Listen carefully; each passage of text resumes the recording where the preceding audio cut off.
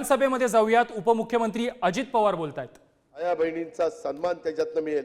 मी आजही सभागृहाला सांगतो की इथून पुढे पण काही जर वाटलं की अजून ह्याच्यात ही दुरुस्ती करण्याची गरज आहे तर त्याही बाबतीमध्ये महायुतीचं सरकार सकारात्मक आहे। आम्ही जरूर आमच्या आया बहिणींचं मात्र त्याच्यामध्ये मुलींचं अडचण त्याच्यामध्ये दूर करू। तुम्ही खरं तर सत्तेत होता, आता आम्ही सत्तेत आहे। कोणती योजना सुरू केल्यानंतर अंमलबजावणी केल्यानंतर काही त्रुटी राहतात, मग आपण त्यात सुधारतो। त्या पद्धतीनं पहिल्या काही दिवसात निकष बदलण्याची कालमर्यादा वाढवण्याची आवश्यकता होती। त्याच्यामध्ये सरकारने एक दिवसाचा पण विलंब न लावता आम्ही ते केलेलं आहे।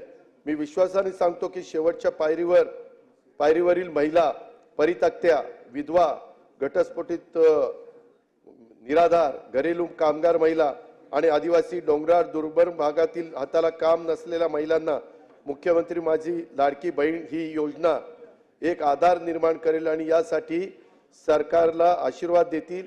याकरता 46,000 कोटी रुपयाची आम्ही त्या ठिकाणी तरतूद केलेली आहे। आणि तुम्ही सांगितलं की आता तरतूद कमी दिसते, पुरवणी मागण्यामध्ये मी ती तरतूद वाढवून त्या ठिकाणी देणार आहे।